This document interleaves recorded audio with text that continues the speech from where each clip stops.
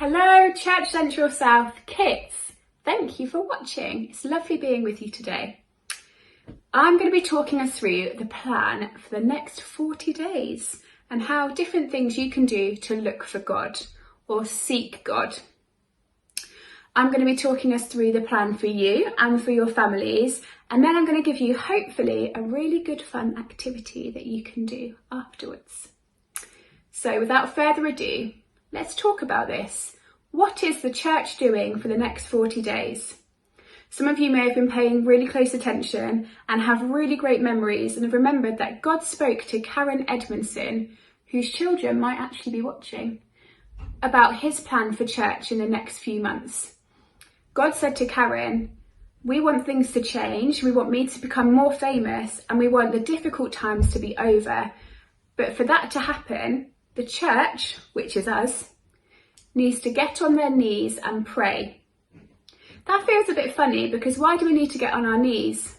But actually getting on our knees is a really good thing to do. When you kneel before someone, it shows them that you respect them and that you need their help, which is two things we need to do for God. We respect God, don't we? And we definitely need his help in our lives. So Karen's word, or Karen hearing from God, said that that's what we needed to do. Then God spoke to some other people about the fact that they needed to pray too. And not just them, the whole church needed to pray and to spend some time looking or seeking God. Now, God doesn't hide himself from us in that way. We're not playing a game of hide and seek or anything like that.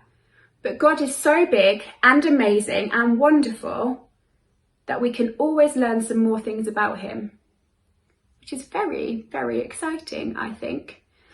So if we're trying to learn more about God, we need to spend more time with him. Just like if you're trying to find out more about your friend, you have to ask some questions, spend some more time with them, meet their friends and their family. That's what we're going to be doing with God. We're going to be spending some more time with him. I just want to take a minute for us to think about how crazy that is. God wants us to spend time with him. We know that God is King. He saved the world. He created the world. And he's the most amazing, beautiful, glorious, mighty thing ever to have existed. And he wants to spend time with us.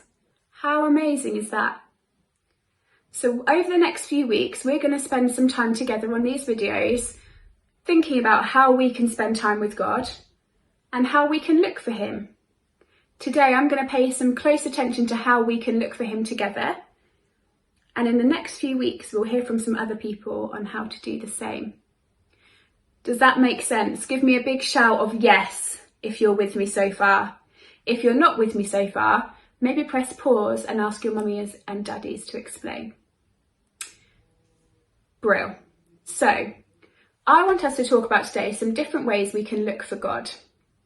Now, I've already mentioned this a little bit, but God created the world, didn't he? He created the sea, he created the sand, he created the ground we're walking on or standing on, he created the sky and the stars and the moon and the sun and the clouds. He created all of the animals, he created all of the people, all of the flowers, all of the plants, everything God created.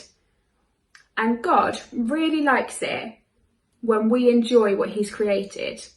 Have you ever done a picture, maybe for your mum or your dad or your friend? Have you ever drawn them a picture? Did you give it to them because you loved them and you wanted to show them that you loved them? I hope so. And did they enjoy it? When they said that they liked your painting, did it make you feel good and happy and loved? And it's just exactly the same with God. He's created all of this beautiful world for us to enjoy.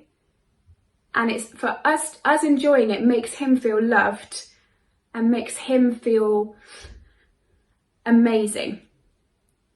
So after this video is finished, I want you to spend some time writing down everything you can think of that God's created, and particularly everything you like about what God's created. That's a really good way to look for God in his creation. Why don't you spend some time with your families writing it down or maybe drawing a picture and thanking God for everything that he's created?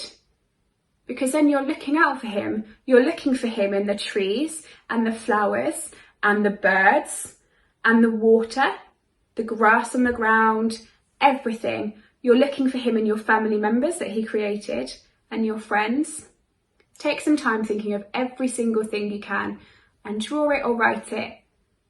And then say thank you to God for all that he's created and all that you can see him in.